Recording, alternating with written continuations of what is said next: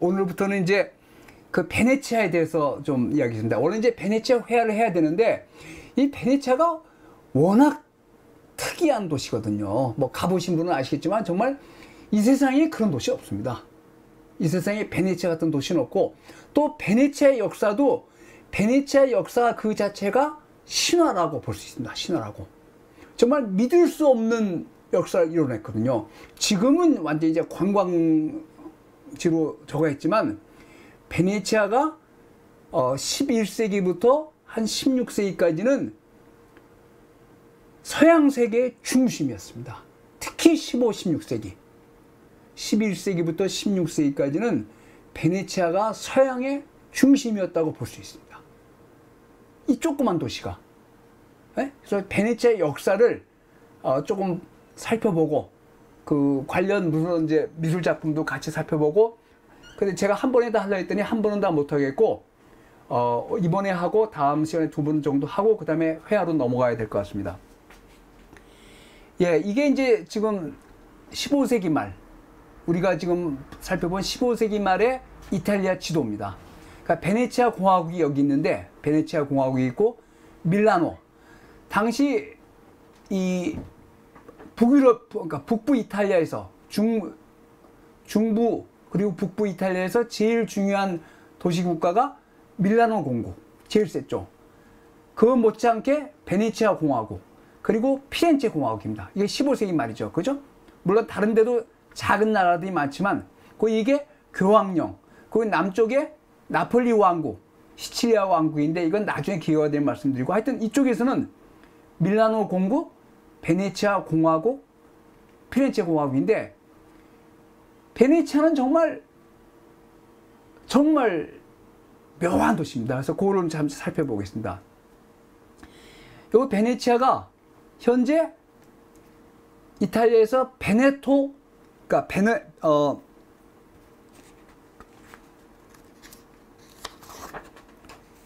베네토 도입니다. 그러니까 우리도 뭐 경기도, 뭐 충청북도 뭐 이제 이탈리아도 도루, 그러니까 그거를 레조네로 말하는데 베네토 레조네입니다. 베네토도의 한 부분을 차지하고 있습니다. 베네치아. 이쪽에 동쪽으로는 아드리아해가 있고, 이제 이탈리아 반도에 서쪽으로는 티레니아해가 있는데, 이 아드리아해가 베네치아한테 제일 중요하죠. 이 아드리아해가. 그래서 여기입니다. 현재는 여기 그 베네토도의 베네치아 광역시입니다. 광역시. 위에서 본 유성 사진입니다. 그래서 여기 육지하고 떨어져 있는 섬입니다. 이 다리는 19, 20세기에 건설됐습니다. 다리가 있죠. 가보신 분은 알겠지만 여기 공항이 있습니다. 공항에서 내려서 이 다리를 건너가는데, 그건 조금 내고, 위에서 본 유성 사진입니다. 이게 말하자면 그 석호거든요. 석호. 이 바다와 격리된 호수로서, 그러니까 일종의 늪지대죠. 늪지대. 여기 섬이 아마도 120개 정도 되는 섬으로 이루어졌습니다. 120개 정도 되는 섬인데, 여기 리도섬입니다. 리도섬이 아드리아해로부터 베네치아를 막고 있습니다. 근데 여기 뭐 섬이 120개 정도 됩니다. 120개 정도 되고, 이게 리도섬이고, 이 아드리아해 입구에 리도섬이 길게 늘어져 있고, 여기가 이제 주류죠. 초기에는 안 그랬습니다. 이게 무라노, 유리로 유명한 무라노 섬인데, 이 다리는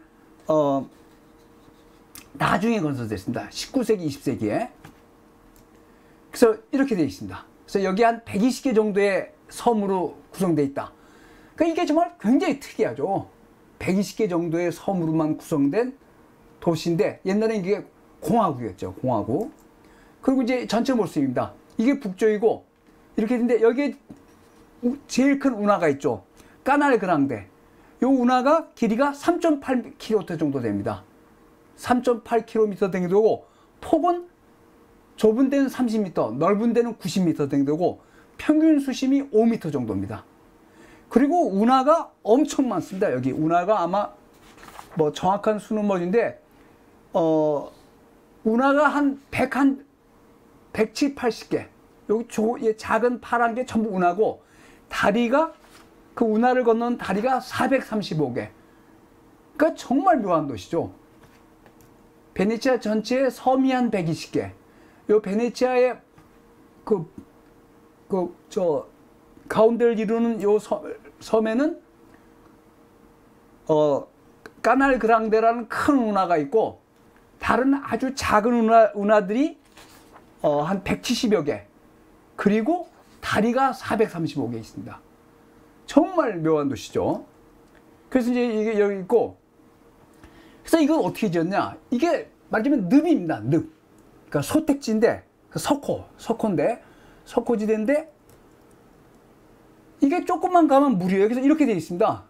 물이 차 있으니까 어떻게 건설했냐? 맨 아래다가 엄청나게 큰 다리, 이 목재, 큰 목재로 파이프를 박아놨습니다. 지반을 강화, 그러니까 인공 지반입니다. 이게 이 목재의 그 길이가 한 10m 이상이라는 거죠. 60피트? 내지 뭐 하여튼 엄청나게 긴 목재를 이 늪에, 그러니까 진흙이죠. 진흙밭에 박은 다음에 그 위에다가 석회암이나 벽돌, 석회암을 쌓고 벽돌을 만들어서 인공으로 지반을 만든 겁니다. 그러니까 일종의 늪이에요, 늪. 근데 그 늪 바닥에다가 파이프가 나무입니다. 큰 기다란 목재를 써서 박고 석회암을 쌓고 벽돌을 지어서 인공 지반을 걸어서 여기다가 집을 지은 겁니다. 보시겠습니다. 이렇게 늪지대에다가 이런 엄청나게 긴 나무를 박고 그 위에다가 벽돌이나 석회암을 지반을 놓는데 거기다 집을 지은 겁니다. 그래서 그 목재들은 어디 갔느냐? 이 아드리아의 건너의 편, 이거 달마티아라고 하는데 여기가 숲이 많아서 좋은 목재가 많습니다. 여기서 목재를 가다가 여기 보시면 이렇게 목재로 박았는데 이게 한 1000만 개쯤 된다 그러죠. 이 1000만 개 정도의 목재를 박아가지고 인공 지반을 만들어서 벽돌이나 석회암을 쌓고 인공 지반을 만들었습니다. 그래서 이 목재 뿌리가 보입니다. 받았죠? 그래서 물이 있는데 이런 이 긴 목재를 파이프처럼 박고 그 다음에 나무 받침대를 만들고 벽돌, 석회암을 해서 인공 지반을 만들고 그 위에다 집을 건설했습니다. 그 안 거린 부분은 다리를 건설해서 조그만 다리를 건설해서 이렇게 연결합니다. 그래서 이게 이런 식입니다. 목재를 박고 해서 집을 짓고 그 다음에 집 앞에 있는 마당, 일종의 광장 같은 데는 반드시 우물이 있습니다. 우물이. 이렇게. 그래서 이게 구역이 엄청나게 많은 구역으로 나눠져 있거든요. 엄청나게 많은, 그 조그만 운하도 있고 엄청나게 많은 구역으로 나눠져 있는데 그 구역이 이런 식입니다. 다리를 건너서 다른 구역으로 넘어가고 다 목재를 깔았습니다. 목재를 받고 인공 지반을 만들고 거기 집을 짓고 가운데 마당에는 우물을 만들었습니다. 물이 필요하니까 물을 먹고 마셔야 될 거 아닙니까? 근데 이 물은 지하수가 아닙니다. 지하수가 있긴 있지만 지하수가 상태가 좋지 않죠. 여기가 진흙밭인데, 그러니까 베네치아의 우물은 지하수를 푸는 게 아니라 비를 받아가지고 보관합니다. 그 빗물을 쓰는 겁니다. 베네치아 우물은. 그래서 요 모든 조그만 그 구역마다 반드시 우물을 파놨습니다. 이렇게 조그만 구역마다 반드시 가운데 우물이 있습니다. 그래서 신선한 물은 지금은 이제 상수도를 보급하지만 옛날엔 전부 우물, 비를 받아서 쓰는 물, 지하수가 아니라 이런 식으로 도시를 구분했습니다. 인공지방, 진흙 위에다, 진흙과 바닷물 위에다가 도시를 건립한 겁니다. 그러니까 고층은 못 짓죠. 고층은 못 져서 이런 도시는 이 세상 어디에도 없죠. 이런 도시는. 그래서 이런 나무가 아마 1000만 개 정도 된다. 이 나무 파이프가 1000만 개 정도 된다고 보는 거죠. 그리고 반드시 한 구역마다 반드시 그 가운데 앞마당에 우물이 있습니다. 지하수 우물이 아니라. 그래서 요 본섬은 6개 구역에 나눠져 있는데 옛날 지도입니다. 근데 베네치아가 뭐 엄청난 기록을 갖고 있는데 지도 제작에 세계 최고였습니다. 그래서 이제 여러 가지 지도를 간섭했는데 그건 나중에 말씀드리고, 공항에 여기 도착해서 공항에서 차를 타고 그 기차역도 이쪽에 있습니다. 여기까지 들어와서 여기서는 다리를 건넙니다. 이렇게 다리가 건설되어 있죠. 이 다리가 리베르타교인데 19세기 후반, 20세기 초에 건설됐습니다. 네? 19세기 후반. 약 4km 정도 됩니다. 4km 다리. 그래서 근데 그 전에 19세기 전에는 본토에서 배로 건넜습니다. 본토에서 배로 건넜어요. 이 4km 정도 되는 구간을 3,850m인데 이거는 19세기 후반 20세기 초에 건설됐습니다. 그럼 그 전에는 배로 건너야 돼서 바로 그 점이 베네치아의 묘입니다. 베네치아는 외적의 침입을 피해서 여기 있던 살던 사람들이 이를 피신해서 건설한 도시입니다. 외적의 침입을 피해서. 여기 바다니까 이로 피신해서. 그래서 그 역사를 한번 보시겠습니다. 이게 리베르타스 다리지고 좀 이렇게 생겼죠. 기차역이 여기 있고 공항도 여기 있어. 거기서 내려서 이 리베르타 다리를 건너서 오는데 19세기 후반 전에는 이 다리는 없었습니다. 다 배를 타고 건넜죠. 배를 타고. 근데 이 여기가 수심이 굉장히 얕습니다. 깊은 데가 5m 정도고 얕아서 배들이, 큰 배들은 다니기가 쉽지 않습니다. 자기들만 그 백길을 알고 있어요. 요 수심이 어떤 데는 굉장히 얕습니다. 1, 2m밖에 안 돼요. 1, 2m밖에 안 되면 배가 못 지나가죠. 그래서 베네치아 사람들만 아는 그 백길이 있습니다. 그러니까 적군이 쳐들어오기가 굉장히 어렵습니다.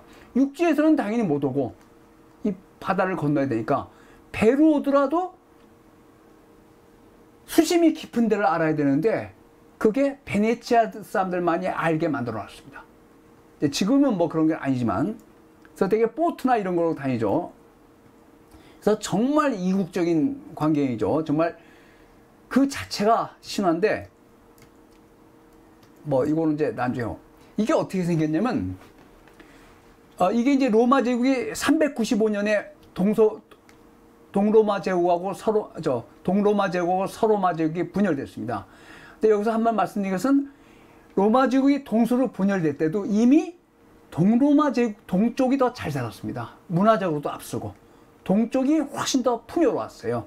특히 여기 알렉산드리아나 이런 데 있는 이집트가 그 밀이 많아서 알렉산드리아, 이집트의 밀이 로마 제국 전체를 먹여 살리는 젖줄이었습니다. 이집트의 밀이. 로마 제국 시대에. 그래서 395년에 동로마 제국하고 서로마 제국이 갈때 우리가 지금은 자꾸 오해해서 서양이 앞서 있으니까 로마 제국도 그러려고 생각하지만 천만의 말씀입니다. 동로마 제국이 훨씬 더 앞서 있어서 분열될 때 황제가 대개 동로마 제국을 먼저 차지했습니다. 우위에 있는 사람이. 서로마 제국은 좀 처졌다고 봤단 말이죠. 그래서 이게 그 지도입니다. 동로마 제국, 서로마 제국이 가는데 여기죠. 베네치아가. 보시겠습니다. 여기 자세히 보시면 여기 있습니다. 로마, 피렌체, 그걸 플로렌티아 거든요. 또 밀라노는 뭐 이런 다름이 있고 다른 도시는 다 있습니다. 웬만한 도시는 다 있어요. 근데 베네치아는 여기 라벤나, 베네치아 밑에 라벤나가 있거든요. 굉장히 중요한 도시입니다. 근데 베네치아가 이 근처에 여기 파도바가 있습니다. 베네치아는 없습니다. 로마 제국 시대에 베네치아라는 도시는 없었습니다. 이탈리아의 웬만한 도시들은 다 로마 제국에 있었습니다. 베네치아만이 로마 제국 시대에 없었습니다. 없잖아요. 파도바, 뭐 밀라노 등등 다 있는데 베네치아만 없었습니다. 이게 4세기 말 지도인데 여기가 이제 요게 그 선사 시대 이전에 그 어족 말하는 언어를 따라서 쓰는데 이 지방을 베네토 어조가 합니다. 베네토라는 어를 쓰는 사람들. 그게 베네토 어족인데 그 베네토 어족 사람들이 여기 살았는데 이들이 로마 제국 말기에 훈족을 비롯한 훈족, 그 다음에 동고투족, 서고투족, 반달족 이런 이민족들이 대거 로마 제국으로 밀려오니까 그걸 피해서 특히 훈족을 피해서 요 섬지도로 간 겁니다. 여기서 일부가 요 베네토어족, 베네토어를 사용하는 사람들의 일부가 이민족들, 특히 훈족들이 이탈리아 북부까지 쳐들어왔거든요. 그러니까 그게 무서워서 바다를 건너서 요 섬 중에 일부로 간 겁니다. 그때는 요 위쪽으로 갔다 그러죠. 그래서 그 사람들이 거기에 정착을 하기 시작했습니다. 워낙 세상이 어지러우니까. 이민족들이 훈족만 온 게 아닙니다. 게르만족의 일파인 동고투, 서고투, 반달 난리가 났습니다. 그러니까 그 중에 일부가 베네토 지방에 살던 베네토어족의 일부가 바다를 건너서 여기에 와서 피신하기 시작했습니다. 그게 아마 5세기 전반기 정도 된다고 봅니다. 5세기 전반기에 여기에 살던 주민들의 일부가 여기 가서 이민족들 때문에 무서워 못 살겠다.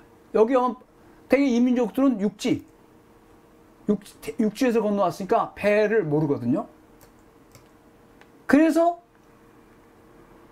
로마 제국 지도에는 없는 지역에 사람들이 살기 시작했는데 그 중에서 곧 동고투족이 이탈리아 반도를 차지하게 됩니다. 동고투족에서 이게 그 5세기부터 6세기 전반기에 있던 동고투 왕국입니다. 동고투 왕국이 이렇게 크게 차지했다가 이게 동고투 왕국입니다. 동고투 왕국. 동고투 왕국의 테오도리쿠스 대왕의 영묘입니다. 이게 어디냐? 라벤나. 동고투 왕국의 수도가 라벤나였습니다. 그러니까 지금은 라벤나가 제가 라벤나 할 때 말씀드린 정말 초라한 조그만 도시지만 로마 제국 시대에는 한때 수도로 사용됐고 동고투 왕국의 수도였습니다. 그래서 그 라벤나에 테오도리쿠스 대왕이 자기의 영묘를 건설했습니다.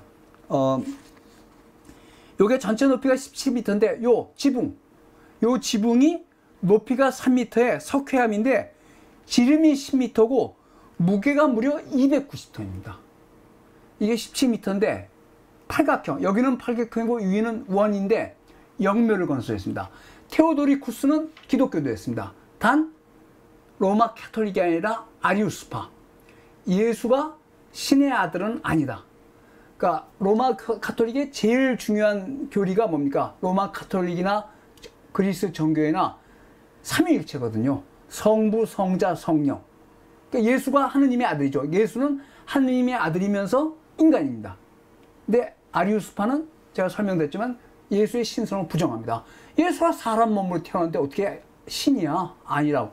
테오도리쿠스는 아리우스파인데 하여튼 자기의 영묘를 세례당 비슷하게 지어놨습니다. 세례당 비슷한데 요 꼭대기 요 지붕이 지름이 10m에 무게가 무려 거의 300톤입니다. 이거를 과연 어떻게 올렸을까? 정말 미스터리죠. 그래서 이건 또 설명을 했는데 위에서 본 테오도리쿠스의 영묘입니다. 근데 555년에 유스티니아누스 동로마 지역, 그러니까 비잔티움 지역의 유스티니아누스 황제가 이쪽을 다 동고투족을 몰아내고 이렇게 넓혔습니다. 그래서 동고투 왕국이 이렇게 됐는데 이때 이제 동로마 제국, 비잔티움 왕국에 이렇게 됐다가 6세기에 이게 526년인데 한 20년쯤 후에 555년에 유스티니아누스 황제가 이탈리아를 전부 점령하고 북아프리카도 엄청 점령했습니다. 그래서 유스티니아누스 황제, 이게 라벤나 여러 번 강조하죠.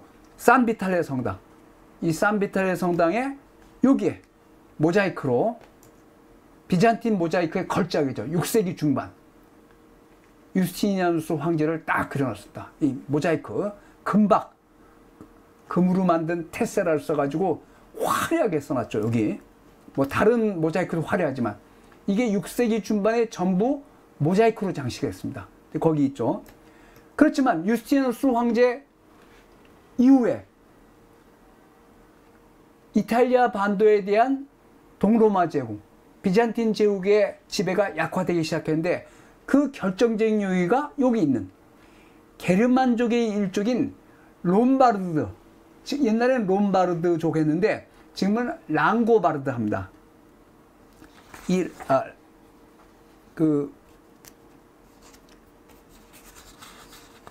옛날에 그냥 롬바르드 했는데 지금 이제 원어를 따라간다고 해서 랑고바르드족 합니다. 랑고바르드족. 이 수많은 요 라인강하고 다뉴브강 이북에 있는 수많은 게르만족의 일파인 랑고바르드족이 6세기에 남하하기 시작했습니다. 그래서 그들이 6세기 중반에 이탈리아 북부에 진출했다가 곧 비잔틴 제국이 점령하고 있던 이탈리아 반도를 잠식하기 시작합니다. 요거는 요 분홍색은 비잔틴 제국이고 그걸 라벤나가 중심지죠. 그리고 랑고바르드족이 있습니다. 그래서 랑고바르드족이 차차 이탈리아 반도를 잠식해 가는데 요 비잔틴 영향권에 있던 지역 그게 베네치아입니다. 여기 보시면 임페리얼 디스트릭입니다. 그러니까 비잔틴 제국의 일부인 비잔틴 제국의 베네치아 군 정도입니다. 비잔틴 제국. 여기 있는 비잔틴 제국, 동로마 제국의 이탈리아 반도에서는 라벤나가 제일 중요했고 그 위에 베네치아 군 정도가 이렇게 형성되기 시작했습니다. 이게 600년 근처입니다. 600년 근처. 그러니까 5세기 전반기에 이주하기 시작해서 여기 점점 털을 잡은 겁니다. 완전히. 근데 그것이 비잔티움 제국에 속해 있습니다. 그러니까 베네치아는 이 비잔티움을 빼고는 이야기를 할 수 없습니다. 이탈리아 반도에 있지만 비잔틴 제국의 영향이 절대적입니다. 그러니까 마치 이런 겁니다. 뭐 이걸 기생충과 숙주의 관계라고 하면 좀 심할지 모르지만 악어와 악어새라고 해야 되나? 하여튼 악어랑 악어새입니다. 비잔틴 제국하고 베네치아는 악어랑 악어새의 관계였는데 나중에 그 악어새가 악어를 잡아먹게 됩니다. 진짜입니다.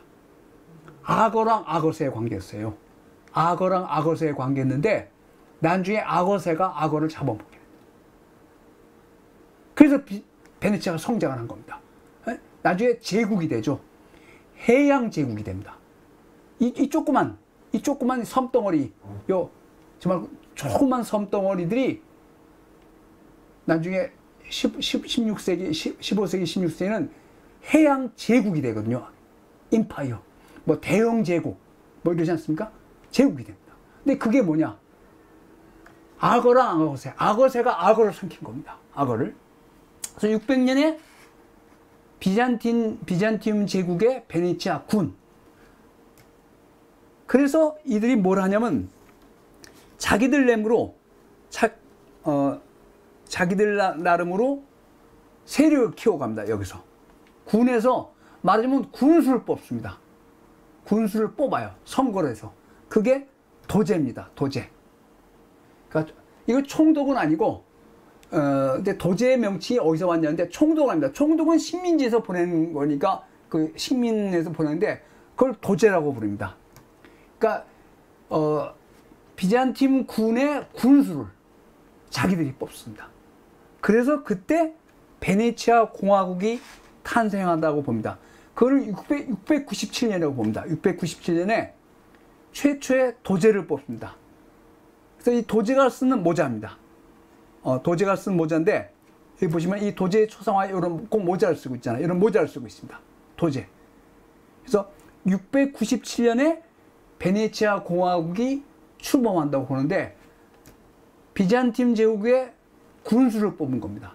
여기 요 모자 그리고 날개 달린 사자가 이제 베네치아의 문장인데 697년 그러니까 600년 전에 비잔팀 제국의 베네치아 군이었다가 차츰 자치력을 키워가면서 군수 그러니까 군수꼴이죠. 도제를 뽑습니다. 그래서 이제 도제를 선출한 관계인데 이 도제국은 나중에 말씀드렸지만 그래서 여기 보시면 740년에 이게 롬바르드, 그러니까 랑고바르드족이 이탈리아를 다 이렇게 먹었습니다. 요거는 베네치아 영향권입니다. 여기 요거는 비잔틴 제국의 영토인데 대부분 랑고바르드족이 삼켜먹었는데 여기만 여전히 비잔틴 제국의 영입니다. 그러니까 비잔틴 제국의 베네치아 군 정도인데 자기들은 공화국을 선포했습니다. 물론 이쪽의 영향이 절대적입니다. 그렇지만 하여튼 군입니다. 근데 이제 여기가 뭐가 문제냐면 비잔틴 제국에서 베네치아를 잡으려면 바다를 건너와야 되는데 그게 쉽지 않거든요. 또 비잔틴 제국은 동쪽으로나 북쪽으로 엄청나게 적들이 공격해서 정신이 없었습니다. 그래서 요 베네치아 군이 자기들의 도제, 일종의 군수를 뽑아서 차츰 자치령의 색깔을 강화하게 됩니다. 그래서 베네치아 공화국이 됐는데 첫 번째, 여기 보시면 알겠죠? 이탈리아 반도가 7세기에는 7, 8세기에는 전부 랑고바르드 다 삼켰습니다. 다 랑고바르드족인데 요것만 비잔틴 제국의 관할에 있습니다. 근데 거기 베네치아 여기 있는 거죠. 근데 왜 랑고바르드족이 이걸 못 먹냐? 바다를 건너가야 되니까. 근데 자기들은 육지에서 왔거든요. 여기 있지 않습니까? 바다를 건너가야 되니까 베네치아를 못 건드리는 겁니다. 바다를 건너가야 되니까. 이 섬들을. 그러니까 놔뒀습니다. 그래서 여기 노란 거. 베네치아는 8세기 후반에도 비잔틴 제국의 소속이라고 봤는데 자기들은 자치를 하고 있었죠. 그래서 8세기에 750년이었는데 250년 후에 1000년도 이탈리아 지도입니다. 베네치아 공화국이 여기만 아니라 아드리아의 건너편에도 영토를 가지고 있습니다.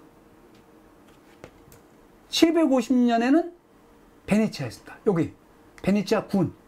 자기들은 도제를 뽑아서 공화국을 선포했지만 이 정도였는데 250년 후에 아드리아 건너편 연안에 이런 영토를 거느려서 이제 당당히 베네치아 공화국이라고 완전히 인정을 받게 됩니다. 베네치아 공화국이라고. 요 분홍색은 비잔틴 제국의 영토입니다. 분홍색은. 그 250년 사이에 무슨 일이 있었냐? 베네치아가 아드리아해를 장악하게 된 겁니다. 아드리아해를. 이걸 전체를 장악합니다. 근데 그 첫 번째 이유는 비잔틴 제국이 서쪽으로부터 이슬람 세력, 북쪽으로부터 불가리아, 헝가리 이런 세력들. 그것 때문에 이 서쪽에는 거의 신경을 못 썼습니다. 거의 신경을 못 쓰고 또 베네치아가 자기들에 대해서 우호적이었어요.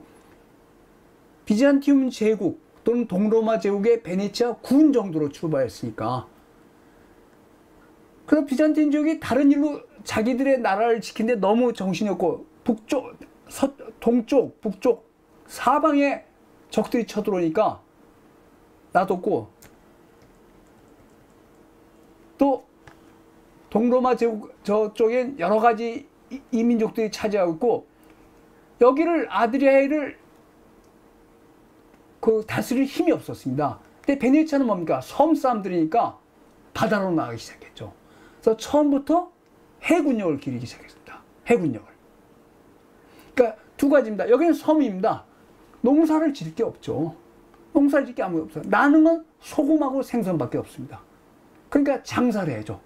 장사. 그 다음에 바다를 장악해야 됩니다. 이쪽은 못 가니까. 여기 랑고바르드족이 버티으니까. 그러니까 생선하고 소금. 그리고 곡물은 없으니까 바다를 건너서 장사를 하고 바다를 잡아야 됩니다. 그래서 첫 번째로 아드리아해를 장악합니다.